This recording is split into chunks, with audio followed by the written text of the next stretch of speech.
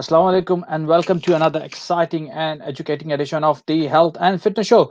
I'm your host Fahad Matin for your show tonight, and I hope and pray that all of us are fit and healthy by the grace of Almighty Allah. As always, we are entering into the new year, so this is a first show of this brand new year.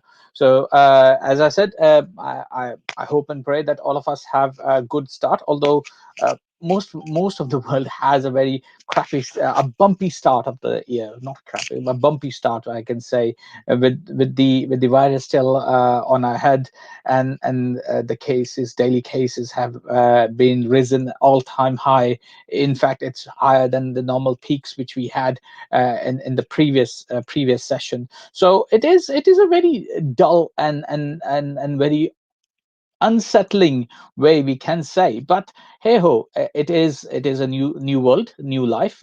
Sometimes we have to do certain things in some ways. So hey ho.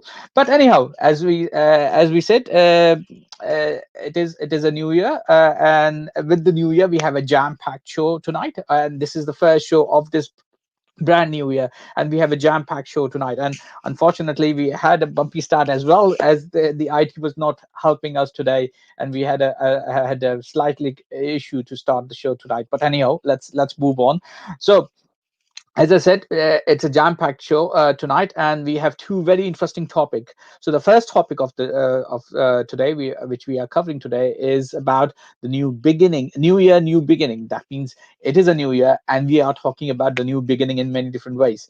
And when we come back from the break, and the second half of the show, we will be talking about living with diabetes, living our lives with diabetes, and we have Diabetes UK, two guests from Diabetes UK joining us on the second half of the show. But hey ho, this is the first half. So let's take on. Let's without further ado, the first topic of the show is about the new year, new beginning. And as I said, this is the first show of the year, and whenever we have a first show of the month, we have always have my co-host with me, and he's none other than brother Leo Nazar. Assalamu alaikum, brother. How are you keeping today? Assalamu alaikum, brother. I'm fine, thank you, brother. You okay? Alhamdulillah, Alhamdulillah. And how are things with you today? Apart from the little bumpy start that we've had, inshallah, everything is, mashallah, very good. Alhamdulillah, Alhamdulillah, and that's called life. That's called life. We always have ups and downs, and this is part of lives. But let's concentrate on ups rather than downs. As one of my mentors says, that life is a bumpy ride. So let's look into the positive side rather than negative sides. So let's look into the positive sides. It's a new year, new beginning. Let's work out with our way of working things through. But how things are with you, firstly? Yes, mashallah, everything is fine. Obviously, the lockdown doesn't really help in the situation. We didn't expect to have this, but again, like you said, this is part of life. We have to get used to the situation that come up and arise and learn to deal with them. So yeah, I mean, staying in, exercising at home. You are allowed to go out once out of the house, somewhere to go outdoor and exercise. So I'd recommend, exercising outside where possible. The weather tends to be a little bit nippy at the moment. So, Nippy, I, it's -2 outside at the yeah, moment. to be honest, Feel like -7. I went for a run earlier on today. Really light jog, shall I say? And it was really, really cold. But nevertheless, I mean, wrap up warm. It's still good. Good to get a bit of fresh air breeze. Mhm. Um, even though it's minus temperatures. Indeed, indeed. And I went out for a walk in the park, and it was so freezing. I said, You uh, turned around and came back. yeah, exactly. So it's good to have a good turnaround and yeah, move back. But anyhow, as it is a new beginning in many different ways. So we are back again, as you mentioned, that we are back in the lockdown. So we have to work our way through. So how much personal training in a day we should do in a way that whenever we talk about training or whenever we talk about exercise, how much exercise a person should do in a day? On average, they recommend in the region of 35 to 45 minutes per day, minimum in a week, 7 days, maybe 5 days out of seven, that you're doing approximately 45 minutes of training. That includes your warm up and your cool down as well at the end. And then you add on the stretches. So, you're looking about 45 minutes, to be honest, on an average person, 4, 5 times a week, really. So whether that's done at home, like I said, or in this case, gyms and everything are shut, as we all know. So we can't go to any gyms. We can't do any training, unfortunately. The only thing I suggest to people is, like I said, if it's not so cold for you guys, you can get out the house. It's a good way to have a little bit of a break, get some fresh air, go outside, go for a brisk walk, go for a little jog. I mean, by the time you probably go out, you feel so cold, you want to come back in. But dress up warm, wrap up. But what you'll find is after 5 or 10 minutes of light jog, you start feeling really warm. So that's another thing. Make sure that you don't emphasize on keeping yourself really warm going out there in the cold. And then, 10 minutes later, you're absolutely sweating and boiling. I mean, I go out with neck scarves on as well myself. And I normally bring it up to here and I normally jog. And it gets really, really stuffy and hot with that. And after about 10 minutes, I normally take that off. But again, make sure that you are dressed up sensibly. If it gets a bit warm, to the bottom or something that you've got, wrap it around your waist, off you go, and then make sure that you're also covered at the end. And if you are going from a cold place, from a warm house, into a cold atmosphere, make sure that you are ready for that temperature change. Yeah, exactly. Because sometimes those temperature changes are not that Honestly, easy. It's yeah, not that easy. It's like, they can yeah, be devastating because when you're nice and warm at home and then you think, right, let's go out and it's really cold, minus temperatures outside, body needs to be wrapped up. You need to cover your ears. That's a start. Around the neck. This is the area where normally you can start feeling sick by getting cold first. So make sure you cover those areas. Wear something warm, and then obviously dress down appropriately. And then yeah. when you come back home, just a nice little brisk walk that'll cool you right down to your blood temperature, and your heart rate should be coming back down before you actually come to a final stop. Mhm. Now, as you just mentioned that it is we are in a lockdown mode, and it is a beginning of the year. One of the common themes people normally do is that whenever a year starts, people says, "Now this is the year. Let's kick on. Let's kick on with the health regime. Let's lose some weight. Let's shred some weight." And I know next month's topic is about losing weight, and I will definitely not too much focus on that because it's a whole show we have how to lose weight. But today I do like to know in about times of thinking like how a person should do exercise at home, in a sense how a beginner do exercise, and definitely eating is more important than anything else. So what should we eat before and after training? Obviously, there's two parts to the question there. So I'll answer them in the way that you asked. The first part you asked that what kind of training should be done at home. Obviously, training can be done anything at home. You don't need a floor mat because most people have carpet at home. If you've got hard wooden flooring, I'd suggest put a little mat down or something, just to cushion the blow a little bit and keep yourself a little bit warm. Um, Many exercises, body weight exercises. Then you can use other piece of equipment at home. Again, some people have resistance bands, some people have failing that. If you haven't got anything, like I've said on a couple of shows before, can of beans in either hand. If you've got something a little bit more heavier, you can use those. It's quite straightforward, common sense. You can use other things in the house as your sofa, a chair that I have a folded chair that folds out of the way. I can undo that and then sit up and down for the squats, for example. Put your legs up on the chair and do press up. There's loads of different things that you can use. You do by not necessarily having gym equipment. So that, answering the first part of the questions, that's something that you can exercise at home. For beginners, again, we need to take it very easy. So maybe equipment I wouldn't recommend. Your own body weight is probably more than sufficient to start off with. There are exercises that will take off certain weight off your body, as it were. For example, if you were doing press ups, a nice straightforward exercise, instead of having just your hands and your toes, feet on the floor, you also rest your front part of the thighs and your knees, and you bend forward. That's 3/4 of your weight, for example, on your arms and your chest, which then is known as 3/4 press ups, which means 3/4 of your weight. So if you're 100 kilo, now you've got 75 kilo that you're lifting. Making it a little bit more easier for yourself, because if you're a complete beginner and you can't do 3/4 press ups, I would go into box position, where you're down on all fours, knees on the floor, hands on the floor in a square box rectangle type position, and you're now is less than 50% of your weight, yeah, on your arms. So now if you weigh 100 kilo, you're only pushing up 50 kilo, for example. So these are the exercises to vary for beginners. I suggest for beginners, keep to no weight at all, body weight is sufficient. And then the second part of your question was that what kind of foods to eat and that during training or before training. The key thing is obviously keep hydrated through training. Nowadays it's very difficult because most people don't sweat so much because they don't do that much training because it's cold. But nevertheless, hydration is very important. So just basic water throughout training, beginner, advanced even, is very, very good. Before training, it's normally good to have some kind of quick burst of carbohydrates. Okay, so if you've got something that you can have, that would be fine. We all know what carbohydrates contain. Something that releases energy slowly but gives you energy for training. So we don't want to be getting up first thing in the morning, absolutely hungry, and not have to. Obviously, we were fasting overnight. We need to have something before we can do our training. Again, there are different formats of training that we do sometimes train keeping on an empty stomach, but we're not going into that today. For beginners mainly, I would say some kind of carbs before training, and then during training, just basic water is plenty.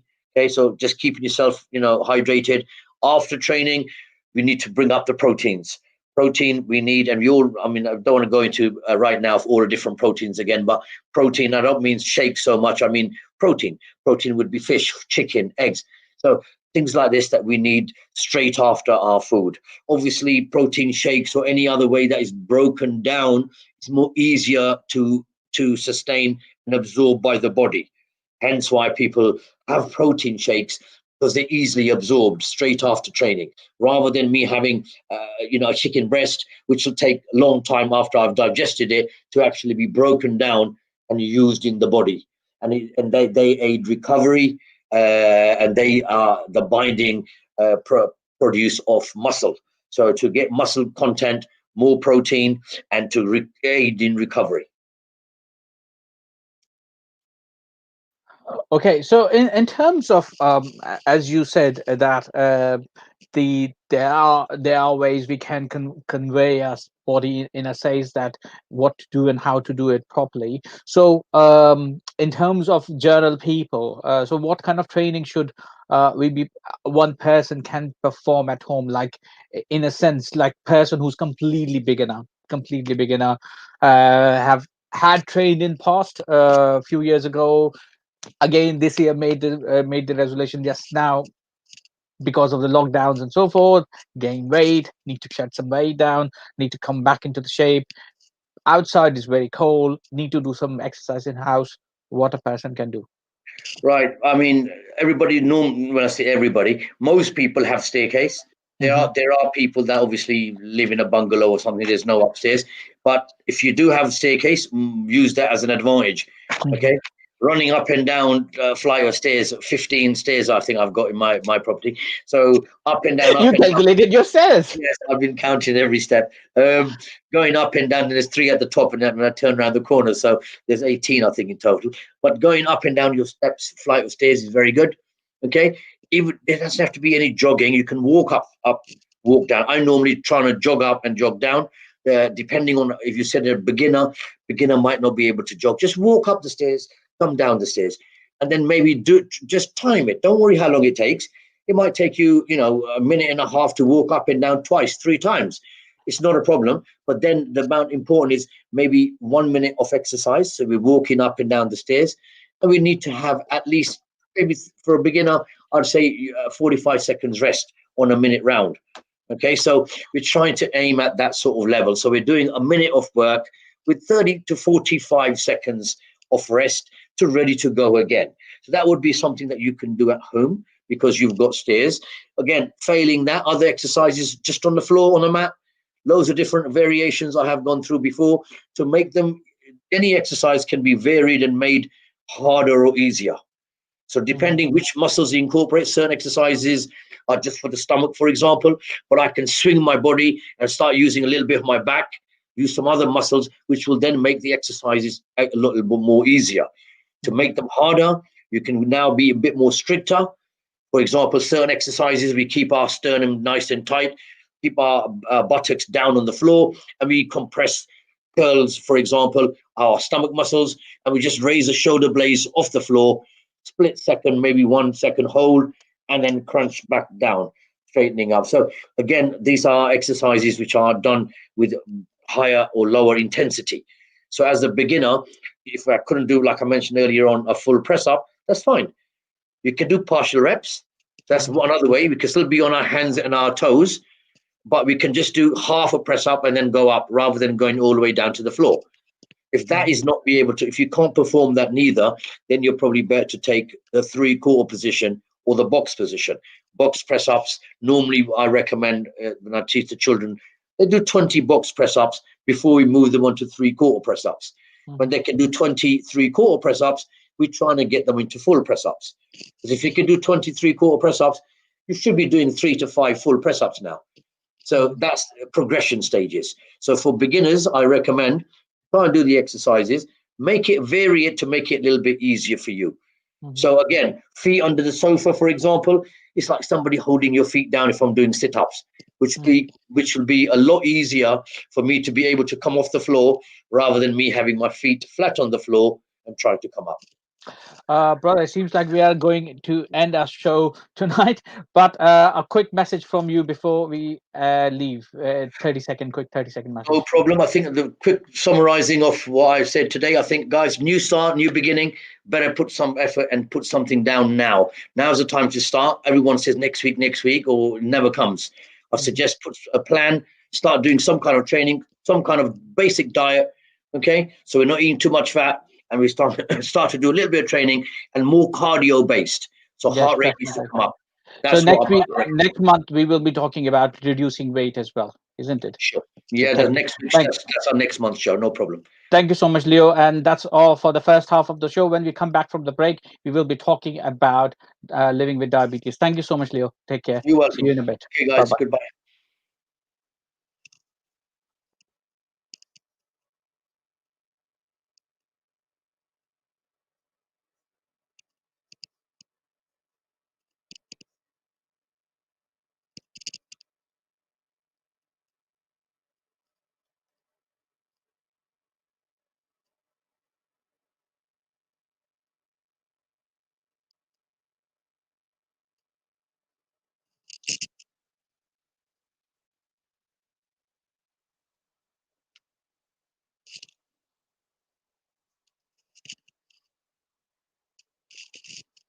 Can provide their outstanding services unavailable location. Use it only with freshest ingredients, herbs and spices to create delicious food with love and respect.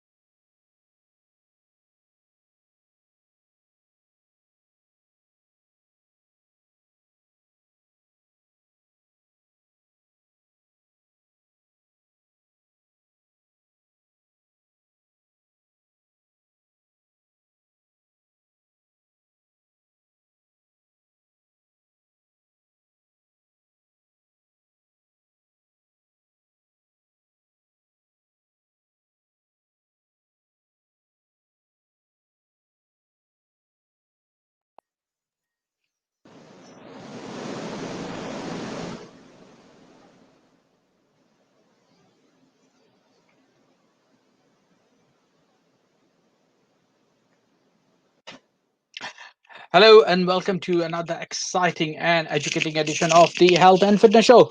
I'm your host Fahad Matin for today's show, and I hope and pray that all of us are fit and healthy by the grace of Almighty Allah. Um, I'm First of all, thank you so much for joining us, guys. And I know some of us were saying that why the online version is not working properly. Unfortunately, we had some hiccups in the first half as well, and the online, you cannot hear the background music anyhow. But as I said, welcome to the Health and Fitness Show, to the second half of the show. I'm Fahad Matin, your host for this evening, and today, on before in the first half, we talked about New Year, new beginning, and in the second half, we will be talking about living with diabetes. And this program is broadcasting live today on 7th of January 2021 from the studios of Inspire, from the platform of Inspire FM today, and broadcasting its program for our lovely people in Luton and the surrounding areas of Luton, like Dunstable, Harpenden, Bedford, and definitely a positive airways reaching to all our listeners who are watching us and viewing us from our online platforms like WhatsApp, like Facebook and YouTube. Also, definitely from our website if you are listening us from our website. So, further ado, let's go to our second topic of the day, which is about living with diabetes. And joining me today our guest from Diabetes UK. I think so. I can only see one guest at the moment. Hopefully, the second one will be joining us shortly. So, joining me today is Bonnie and David Robinson, hopefully later on from Diabetes UK. So let me welcome our guest. Hi, Bonnie. Hi there, how are you? Not too bad. How are you? Yeah, good, thanks. I think David was having some technical difficulties logging on, so hopefully he'll join us. Hopefully, he will be joining us very shortly as well. So Bonnie, let me ask you to give a quick introduction about yourself, and then when David join, I'll ask him to have a quick introduction about himself as well. So let's start with Yeah, you. sure. Yeah, so my name's Brioni Maker, and I work for Diabetes UK, the charity. I've been here for about 5 years, coming up for 5 years now. I'm just shy of about 3 weeks of 5 years being with the charity. Hmm. I'm the Improving Care Manager for the East of England. So my role involves supporting the NHS to improve their diabetes services. And I do this by working quite closely with the clinical commissioning groups, the diabetes clinical networks, and also. Hmm. So, in terms of the overall program, I know it is very very unique in a sense, especially in this day and age when we are hitting a pandemic in a very different way. So, how things are working for you? So at the moment, we're all currently working from home, like a lot of people I think are. And luckily, we've sort of managed to carry on as normal, I think. All of the meetings that I was sort of previously going to face are now being run virtually on Zoom or Teams. And it seems to be working quite well. Obviously, it took a few months to get up and running. But yeah, it seems to be working well, and it saves a lot of driving around the region because I'm based myself in Essex, and I was having to drive, up to Norfolk and then across to Luton and Bedfordshire areas. So it's cut down a lot on the driving, which is quite good. Um, so yeah, we're all working from home at the moment. I must say it has its positive ends as well. Yeah, definitely. I think we'll take a lot away from this, if and when we do go back to the office eventually. I think still a lot of these meetings will be held online because obviously it just saves so much time, especially when it's healthcare professionals and their time is really valuable anyway. It just makes sense really, and yeah, it makes you wonder why we didn't do this sort of sooner, doesn't it? Well, as I said, whenever we have a problem, that's the time when we start embracing the new ways. And apparently, this is the new ways of embracement. So hey ho, it is what it is. And luckily, when we're talking about new ways, we are also joined by another guest, which is David Robinson. Hello, David. Good evening, Fahad. How are you? I'm good, Alhamdulillah. I heard that you are having some technical difficulties joining in. I was, yes, but these technical things are sent to try us, and I've overcome it. So, good evening. Perfect, perfect. So, Brioni just given a very quick introduction about herself. So, David, yours quick introduction. Yeah, good evening. My name's David. I'm volunteer coordinator for Diabetes UK for the East of England region, same area that Briony covers, which is Essex, Suffolk, Norfolk, Cambridgeshire, Hertfordshire, and Bedfordshire. And my role is within the organisations to look after and support our support groups and work very closely with our individual volunteers, of which we have a large number, 40 support groups and around about 50 to 60 individual volunteers who are active in various things like helping us with Know Your Risk events, awareness events, giving talks, presentations across the East Anglian region. So, technically speaking, all the guys and girls in blue t-shirt which says Diabetes UK over here, you are the guy behind those guys and girls. behind most of them, yes. Perfectly, perfectly. So let's go to our topic tonight, which is living with diabetes, a virtual workshop. Now, please tell us about this virtual workshop called Living with Diabetes. Okay, so yeah, I'll start then, Fahad. So the workshop itself is part of a wider project across the areas of Bedford, Luton, Milton Keynes, and also Hertfordshire. We received a grant from Tesco to improve diabetes outcomes across those areas. And originally we planned two large face-to-face events for educating people with diabetes. We've held them lots in the past. One in the Bedford sort of Luton area and then one in Hertfordshire. We just started to plan them this sort of time last year, and then obviously COVID hit and we had to go back to the drawing board and think about how we might be able to deliver these in a different and obviously safe way for people. So then the Living with Diabetes virtual workshop was born, basically. So I started planning it with Bedford, Luton and Milton Keynes clinical commissioning groups. And we've found a way basically to deliver a really informative session, similar to the face-to-face ones that we used to do, which were a whole day long. But now it's a much more condensed version, which will be held online.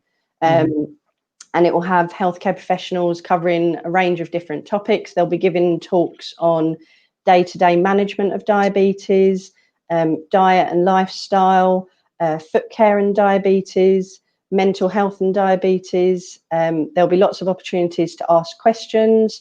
You can also find out about what local services are available to you. And yeah, that's it really. It's going to be held next Wednesday morning, the 13th of January at 9:30 on Zoom. And you know what I'm about to ask, who can attend that? Because I know there are plenty of people who are listening us or viewing us online, definitely would like to attend the session. So who can attend these events? Right. This event? Well, we've planned the event to aim it mainly at people in the Bedford, Luton and Milton Keynes area, so effective the whole of Bedfordshire, and it's available to anybody living with type 2 within that area. However, from the conversations we've had, we are prepared to extend that to anybody living just on the fringe of Bedfordshire or a little bit further afield. If they wish to register to attend, they'd be more than welcome to. Just appreciate that a lot of the conversations from the healthcare professionals will be obviously guided around what's happening within the Bedford area. But in all fairness, probably much of what's happening in Bedfordshire will be duplicated across other areas as well. So if a person like myself who's not diabetic but want to attend, can they attend? Yeah, we would say any. I lost your voice. We lost you there, Briony. Till I pick that up. Yeah, anybody that is not diabetic is still wishes to attend is more than welcome to do so. If you feel it will benefit you or some family member who's unable to attend, then please feel free to do so. It's also open to families, friends, carers of anybody who has diabetes as well that can join in. Okay, so there are times, because one thing which I like to know is what time is it and what date it is. So when is it exactly? Am I It's back now? Can you hear me? yeah, yeah, Yes. we can hear you. Shall I take that? So yeah, it's next Wednesday, the 13th of January, and it's at 9:30 in the morning, and it's on Zoom. Hmm. So firstly, And yeah, it sorry, runs David. through till about 12:30. So anybody who like to attend, how can they attend? How can they get this invite? So I've got the link to it. Mhm. I can post it in the chat, and you can share that if you want, or I can Yes, read it please. out now. It's on Eventbrite. Basically, you just need to register, and the address is www.diabetessession.eventbrite.co.uk, and I'll post that in the chat. So you can just click on there, and you can register. You just need an email address, and then it will send you all the details for Mhm. the Zoom call. Yeah, if you post it in the WhatsApp chat as well. Sorry, in the social media chat, right, on Facebook and or YouTube, whichever link it is, perfect. It will be, because then it will be able to share it across the patch as well. So anybody who cannot able to attend this event lively at that time, which is next Wednesday at 9:30, because there are some people who are still working, although it's lockdown, but they're still working remotely and do love to join but unable to join. Is that will there be a recorded version available for them to watch Yeah, it later? yeah. I think the plan is, Fahad, that it will be recorded, and this will hopefully then be available and shared on the Bedford, Luton, and Milton Keynes CC Clinical Commissioning Group websites a few days afterwards. Mhm. So in terms of the diabetes as well, so in terms of diabetes, because there are two kind of diabetic people, one who have well controlled diabetes in place because they are diabetic for let's say few years ago, and then there are some new diabetic who came in become diabetic now, and because of lack of knowledge or lack of ignorance, or whichever way you say, it's now uncontrolled. So can diabetes, control or uncontrolled, affect mental health itself? Because it is one of the very hot topic due to COVID. Yeah, definitely. So it doesn't just affect your physical health, but definitely affects mental health too. So, Mhm. like you say, whether that's just because you've just been diagnosed and you're really anxious and worried about your diagnosis, or if you've lived with it for 20, 30 years and you're just burnt out from it. But it's completely normal, and you're definitely not the only person experiencing that. Also, family members might experience sort of their mental health being impacted, especially if they're worried about, a loved one who's got diabetes. Mhm. And also, obviously, at the moment with the pandemic and the worry of corona, that's going to add even more stress onto that, especially if someone is maybe having to shield and it's impacted on their ability to go to work or to go to school, education. So there's lots of reasons why it would affect your mental health, but there's lots of information on our website. So I definitely encourage anyone to go on our website. Again, I can post links to the relevant pages on the chat. We also have our helpline. So that's open Monday to Friday, 9 till 6. And that's for anyone needing support. And it's trained counsellors at the end of the line that can speak to you for whatever you want to talk about. We have our online forums, so you can go online and speak to people sort of in similar situation and chat to them. And then we also have our peer support groups, which obviously used to meet face to face, but now are virtual. And that's obviously David's role. I'll let maybe you say a bit about that, David, about the peer support. Yeah, we've got a number of peer support groups that we've set up through this pandemic for those that desperately need to talk with other people around diabetes, share experiences, and just actually have the ability to speak to somebody. I've just literally come from one of our groups, which is designed for people from the South Asian community, which meets on a fortnightly basis. We've got groups that specialise with people with type 1 and with type 2. And if anybody's interested in learning more about those or supporting any of those groups, then you can please contact me. And again, we'll put the my email address up on the screen. But my email address is david.robinson@diabetes.org.uk. And I'll also put my phone number up, which is 0779 010 8830. 0779 010 8830. So if anybody wants to find out any more information or is interested in those peer support groups, either supporting, joining, or just to learn a bit more about them, feel free to do so. They're all run via Zoom, which gives us a facility that anybody can join the group from wherever you live. I've just come from the South Asian community group that we're running, and we've got people joining that group from Bedford this evening, Cambridge, Cheshunt, Cambridge again, Bishop Stortford, Letchworth, Soham in Cambridgeshire. So a good spread of people. And again, these groups are available to anybody to join. There's no charge. It's just we'll send you a link to our Zoom meeting and you can join. And yes, sometimes these events do help a lot, because although we are isolated inside our houses and we may not able to see people in the same way as we used to do, but sometimes these community groups or community access to those areas do help a lot in terms of peer support, and I absolutely understand with that. But then there are some diabetics who do not know the importance of foot care as well. So in terms of foot care, so what kind of guidances are available, especially if we talk about this session as well, the one which we will be conducting on next Wednesday. I mean, Diabetes UK is conducting that session on next Wednesday. So what kind of guidance are available for people who are diabetic attending that session? Right. Well, the session we've set up next week, working with the team from the podiatry unit, is to go through how and why it is important to look after your feet, and talk about the complications that may happen if your blood sugars are not controlled in a well manner. So talk about some of the things that could go wrong. It will look at how to look after your feet yourself and when to spot any signs or symptoms that might mean you need to see a specialist, like you've got issues like a foot ulcer or an infection occurring.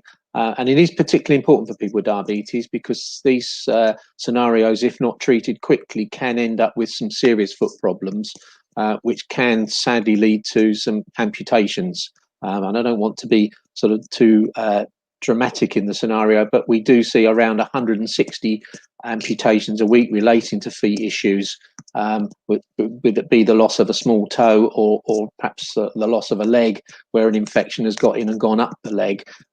So it is vitally important that people keep an eye on their feet. So this is one of the things we're going to highlight through this session. They'll also highlight the importance of having your annual foot check done by your healthcare professional at your annual review. And to make sure they thoroughly check your feet, including listening to your pulses in your feet and to check the blood flow. And they will give you a risk score of low, moderate or high as to the risk within there. On our website, again, there's lots of information about how to look after your feet, information about how to also quit smoking, managing your blood glucose levels, cholesterol, blood pressure, checking your feet every day, eating a healthy, balanced diet and staying active. Watch out when cutting your nails, because believe it or not, that just simple procedure as cutting your nails, if not done correctly, can lead to a small nick or cut in the toe, which then can create an infection occurring, because the high sugar levels and bacteria go nicely well together and create problems. So making sure footwear fits, using moisturising cream every day, using blades or corn plasters, and getting expert advice and keeping your numbers handy, useful numbers handy. So there's going to be quite a session on foot care, and we recommend people certainly go along to that session.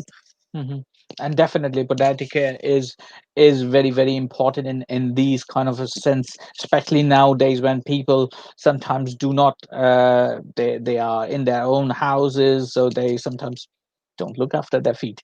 It is I'm one of them. It's not easy to take care of your own feet unless you are a person who's very, very much into it. Anyhow, in terms of diabetes, if the uncontrolled diabetes, what kind of effect it has on a whole body itself? Obviously, we've already mentioned, like mental health and feet already. David just talked about that it can have an effect on lots of different parts of your body. So, for instance, your eyes, your kidneys, your heart, your liver, It can cause nerve problems, even gum disease. So it can affect everything in the body, really. But as long as you make sure it's well managed, and you attend your annual review with your doctor or your nurse, whoever carries that out, and you keep having all of your essential checks, this will hopefully minimise the risk of those complications. So obviously at the moment, people with diabetes having an annual... Barney, I think so. Your voice is coming in and out. Anyhow, um, it happens sometimes. So in Yeah. terms Do, of, you- do you want me to take over then on that one? Because I I wanted can. to. I want to focus on diet and lifestyle as well when we are managing diabetes. So, how Mhm. much diet and lifestyle helps to manage diabetes? Well, it's very important when you're managing your diabetes to eat a healthy diet, balanced diet. That's a really crucial area. A lot of people, when first diagnosed, will head for the foods known as specific for diabetes or diabetic foods, but we don't actually recommend those particular foods. There's no special foods that you should be eating, but it's around looking at a healthy diet, looking at what foods will generate digestion within the body, which increases your sugar intake. Things obviously like cakes, sweets, biscuits, we all know about. But there are areas of foods known as carbohydrates, such as potatoes, rice, pastas, breads in particular, that actually have a lot of hidden sugars within them and create glucose sugar when digested within the body. Slice of white bread, for example, could be as much as 2 spoonfuls of sugar within it when digested. So it's really a recommendation that people look at some of the foods that they're eating and look to moderate the foods, look at their portion sizes, and try and moderate and look at a healthy diet. If you like your roast potatoes with a dinner, then maybe reduce the numbers from say 4 or 5 down to 2 and put more vegetables on the plate. It's probably the issue with for a lot of people is we don't like the vegetables and the greens, but actually they're the healthiest things that you can have, and it will help to regulate your blood glucose levels. Balanced diet means more of some foods and less of others. No food is off limits other than those foods for some people with diabetes, particularly things like grape juice and grapefruit juice may cause additional stomach problems, linking in with other medication that some people may take. But nothing is off limits, and you can find a lot more information about recipes and foods through the diabetes website. And I think we'll also be having a session on diet from a dietitian next week as well. So again, there'll be lots of useful information on Wednesday as well. We'd also recommend, obviously, alongside the lifestyle changes, is trying to exercise as much as possible. We recommend, in line with NHS England, around 30 minutes of activity a day, which is a goal that we all try and to reach. And it doesn't have to be that people should go out and run or jog or play football, but simply think of as taking just a brisk walk outside, or in some cases, if exercise is difficult, something like home cleaning, hoovering, walking up and down stairs. And if you are struggling with exercise in general, just to sitting in a chair and stomping your legs and waving your arms in the air for 10 minutes at a time. So breaking it down from 30 minutes to say 3 10-minute sessions. Anything that you can do that just gets your heart pumping just a little bit more than normal will help with exercise. But it's down to the individual as to what they're capable and feel up to doing. Indeed. Wow, I must say the time has passed really, really quickly. We just have under 2 minutes before the show ends. And people who want to join in for this session, which is the Living with Diabetes session, all you have to do is just go to this particular website, which is www.diabetessession.eventbrite.co.uk, and register. It's next Wednesday at 9:30 in the morning, correct? Yeah. See, I remember. Excellent. I remember. So, no excuses people, for being late then. exactly. So you can view us as well. You can see the link. It's already on our Facebook chats as well. So thank you so much, guys, for joining in. I know it's your first time joining in, but definitely not the last, and we will definitely see you again. Excellent. Thank you. Thank you, Fahad. Thank you so much, and thank you so much for the lovely insight. And definitely, I will be there next week as well to see you guys over there on your session. And thank you so much for joining in today. Great, thank Thank you. you.